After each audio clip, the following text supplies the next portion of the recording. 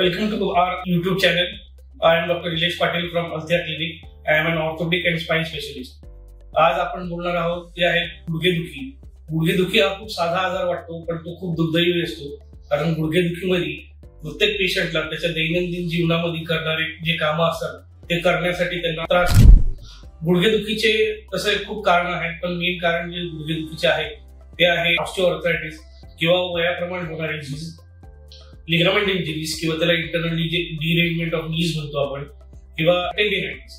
आता आपण प्रत्येक एक आजारावरती आपण त्यांच्या ट्रीटमेंट बद्दल बोलूया. वय किंवा ऑस्टिओआर्थरायटिस म्हणजे गुडघ्यांची झालेली झीज, वयाप्रमाणे झालेली झीज, याच्यासाठी सगळ्यात महत्वाचं म्हणजे आपल्याला ही झीज होऊ देणे कसं टाळायची. तर आपण काय गोष्टी करू शकतो ज्याच्याने आपली ही झीज होऊ शकते. तर सर्वात पहिले लक्षात ठेवायचं की मांडी घालून बसणे हे टाळायचं. शक्यतो तरी इंडियन कमोडचा वापर करायचा. या दोन गोष्टींचा जरी बदल केला तरी आपला गुडघा व्यवस्थित राहू शकतो. बाकी जेव्हा एकदा तुमचं ऑस्टिओआर्थरायटिस सेटिंग होतं किंवा ऑस्टिओआर्थरायटिस डेव्हलप होतं तेव्हा त्याच्या ट्रीटमेंटसाठी आपण कन्झर्वेटिव्ह मॅनेजमेंट करू शकतो. कन्झर्वेटिव्ह मॅनेजमेंट मध्ये आपण फिजिओथेरपी देऊ शकतो, गरम पाण्याचा शेक देऊ शकतो किंवा एक्सरसाइजेस करू शकतो ज्याच्यामध्ये मसल स्ट्रेंथनिंग आणि मसल स्ट्रेचिंग एक्सरसाइजेस असतात. आणि त्याच्यावर आपण काही सप्लिमेंट्स आहेत ते त्यांना देऊन आपण ती गुडघेदुखी आपण कमी करू शकतो. आता आपण बोलू लिगामेंट इंजरी. लिगामेंट इंजरी ही इंजरी आहे म्हणजे हा मार लागलेला असतो. हा शक्यतो तरी कधीतरी आपण खेळताना पडतो, पाय मुरगळतो, याच्यामुळं लिगामेंट इंजरी होते.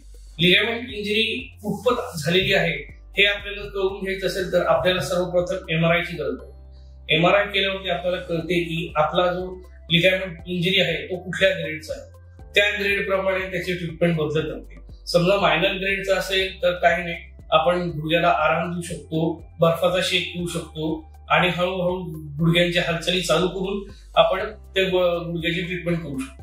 पण इन केस जर लिगामेंट इंजरी हायर ग्रेडची आहे तर आपल्याला त्यासाठी शस्त्रक्रिया हा एक पर्याय राहतो.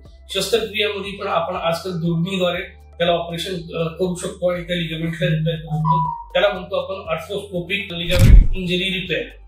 ठीक आहे. त्यानंतर आपण बोलू टेंडिनायटिस बद्दल. टेंडिनायटिस जे आपला जो वाटीचा भाग असतो त्याच्या खाली टेंडन असतं त्याला पटेलर टेंडन म्हणतो. बऱ्याच वेळा त्या टेंडनला सूज येते आणि त्याला पटेलर टेंडिनायटिस आपण म्हणतो.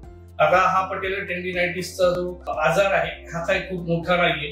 याची ट्रीटमेंट पण फार सोपी. याच्यासाठी आपल्याला आराम द्यावा लागतो, गुडघ्यासाठी विशेष पट्टा वापरावा लागतो, त्याच्यानंतर गरम शेक घ्यावा लागतो आणि थोडेसे फिजिओथेरपी करावं लागतं.